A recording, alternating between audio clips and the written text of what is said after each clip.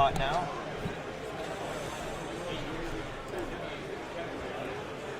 Hey guys, welcome back, and I'm deeply honored to have the Jeremy Lee of Sports Cards Live here, and I've been really looking forward to this, just simply because I simply love your podcast. Sports Cards Live is something that I would say is one of the most informative podcasts that are out there, but discussed in a way where it's very, I guess, very like palatable for the everyday collector, and it's so refreshing in a sense that we don't have to complicate things but still get such a rich depth and insight of the industry and how everything is when it comes to cards. So I'm very happy that you're here.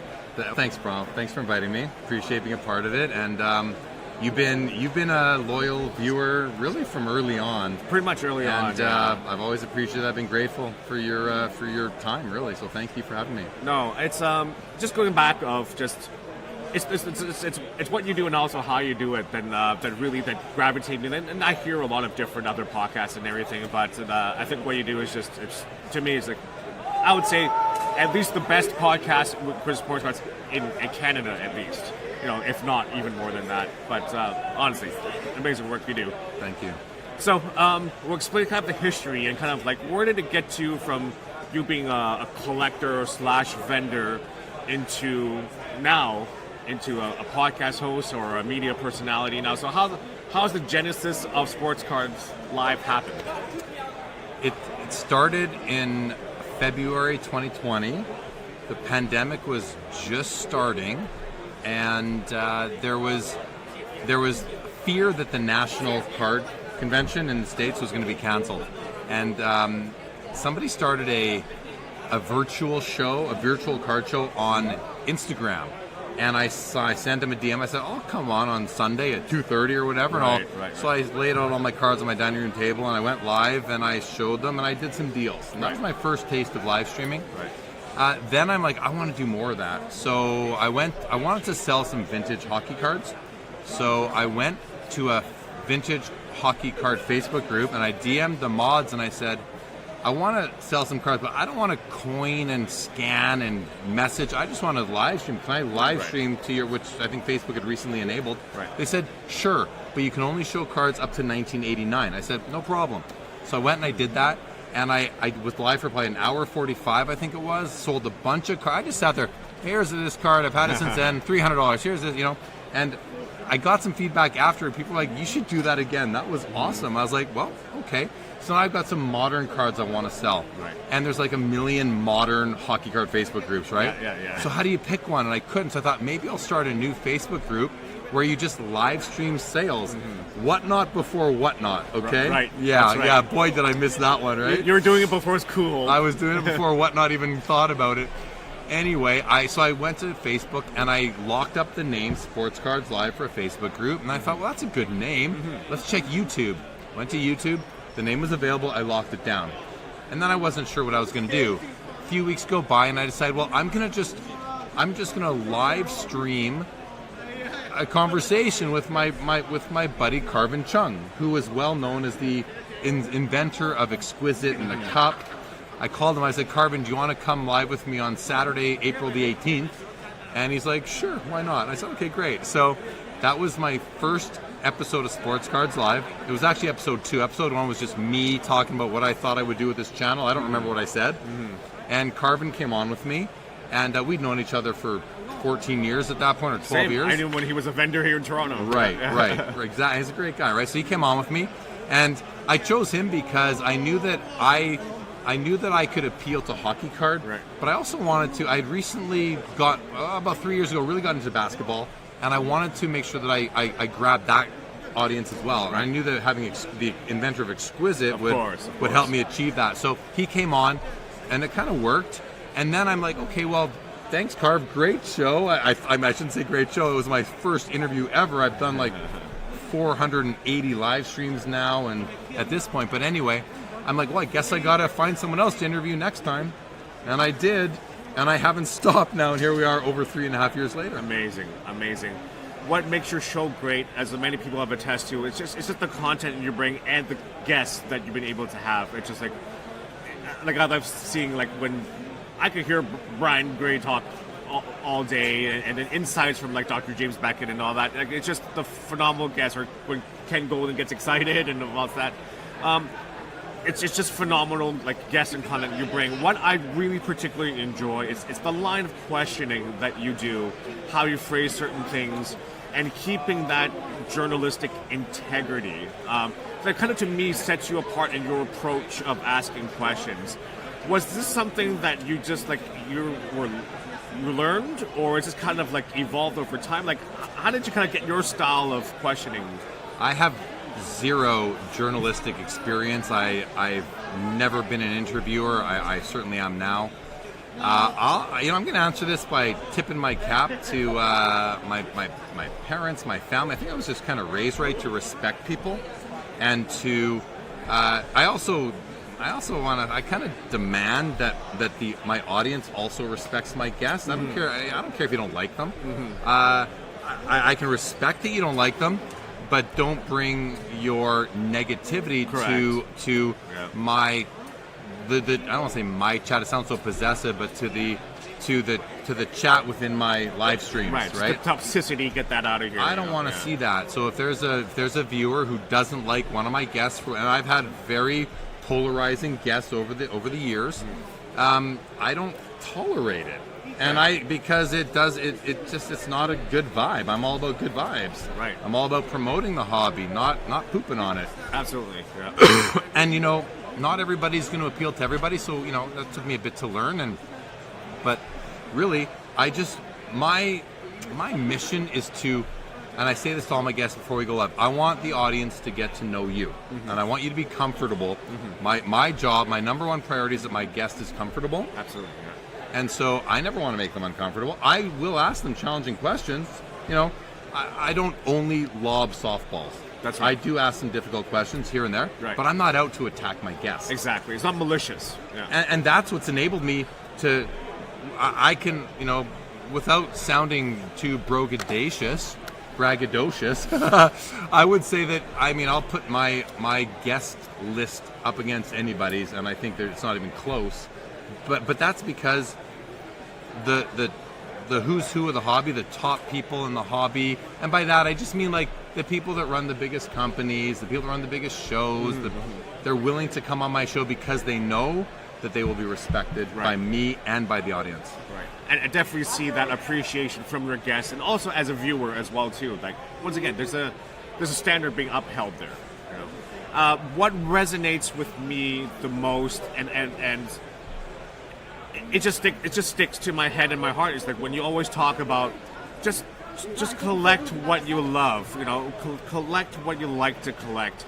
Don't let a price tag determine what you want or what other people want. Like, how do you kind of just want to encourage that? Because to me that brings back the innocence and the joy and the fun of the hobby, which I find is much lost, especially in a lot of online content.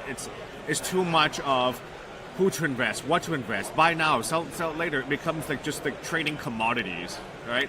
So what do you want to share in terms of really focus on the love of the hobby, love of the card, right? Yeah, no, you're right. I love how you even just said that. There's an infinite number of ways to approach this hobby and be a part of it, to whether it's as even just as a collector, or as a dealer, or as a flipper, or as having an LCS. So really, I love learning how people approach the hobby, and you can approach this hobby with only dollar signs in mind, where these are just widgets and you don't have any nostalgic or emotional connection to them.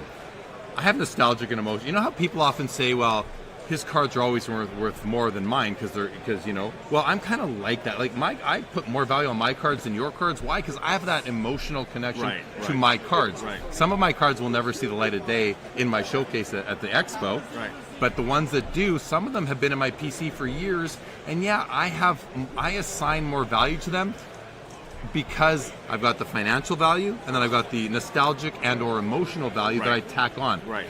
Now that's for me, at my prerogative to do, doesn't mean that the person who's looking at it will agree, and that's totally fine. I respect that. But I also have the right not to sell my card for what you offer me. Right. Now, it's not all about the money. I have cards that I am probably never going to sell, maybe in my twilight years, that you could offer me a ton of money for, but they mean so much to me, and I'm not going to take double comp. The word comp, we use it so much, and you kind of have to now. I get that. Yeah. But Sorry, we're on live stream. Sorry. Oh, sorry. so I don't want to. I don't. Ever since Beckett Price Guide came out, Yeah.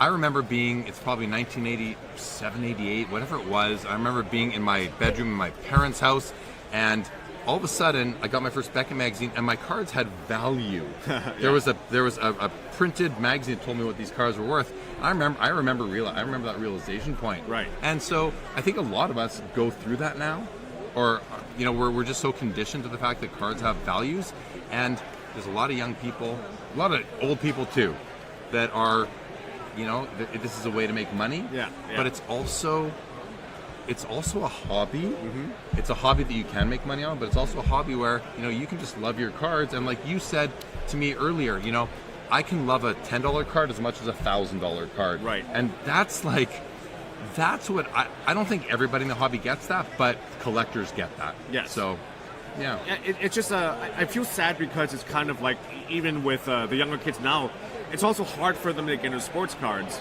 just because like things are like priced out of their whatever allowance that they get and everything, and if it's all lost into, once again, just the joy of able to even opening a pack, and it's one of those things where I hopefully like that people kind of touch back and say, what is this really about, and what's important to you. I have a whole bunch of, because I'm a big Michael Jordan collector. I like 90s stuff, and I'll have cards there that are literally $5 to $10, but it's not the price tag. It's just because it meant something to me during that, because I loved Michael Jordan growing up. Yeah. It's wearing the shoes, kind of thing. So to me, it's those things that stick with me, is that joy. And that's one of the approaches, is being a player. It's probably the most popular approach to the hobby, is being a player collector. Yeah. And there are people that want every card of their player, from the dime cards to the 5-figure cards. Yeah. And the dime cards are as high of a priority on their want list as the $1,000, $10,000 cards. Right. And I think that's so cool, because a 10 cent or a $1 or a $10 card still is so important to them. Right. And Absolutely. that's a collector.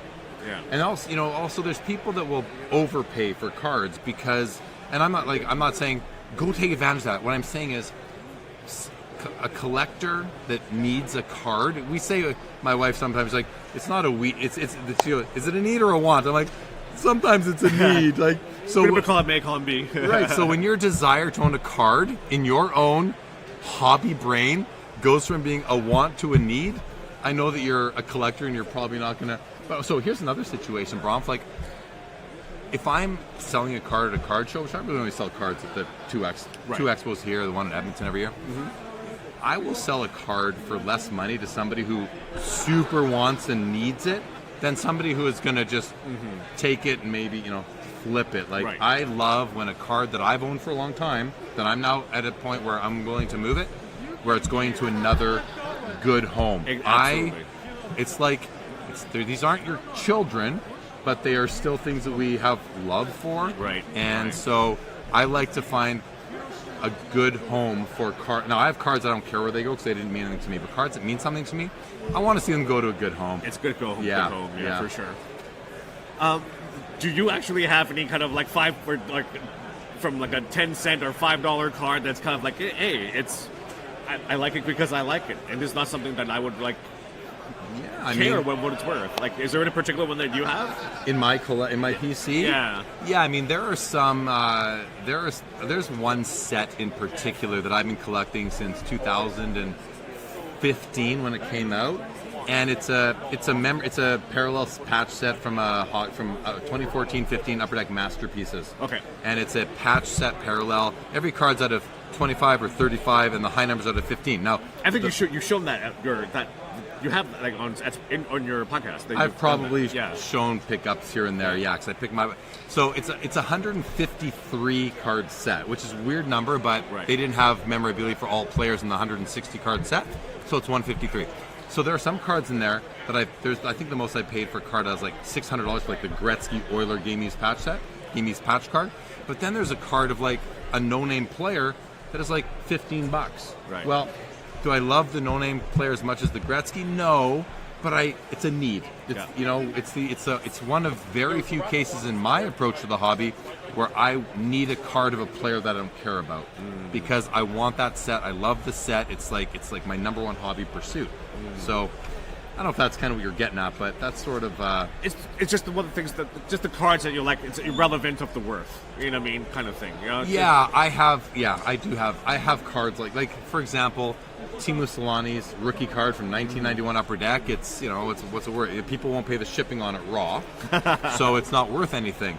But Teemu is the guy. He's my all-time favorite professional athlete, and that's a card that when I opened my card shop. I had a card shop from 91 to 94, and that was like the product that was super hot when we opened the store, or just shortly after we opened. And the Selanne rookie was huge because I was in Winnipeg with my card shop, and I love that card. Sergei Fedorov's Young Gun from 1991 is another example. Right. You know? Right. I got lots of cards I love, man. Speaking of 91, that's kind of where my card is in the sense of 91-92 Upper Deck basketball, the inaugural Upper Deck basketball. Dikembe? Not Dikembe, but the Jordan hologram.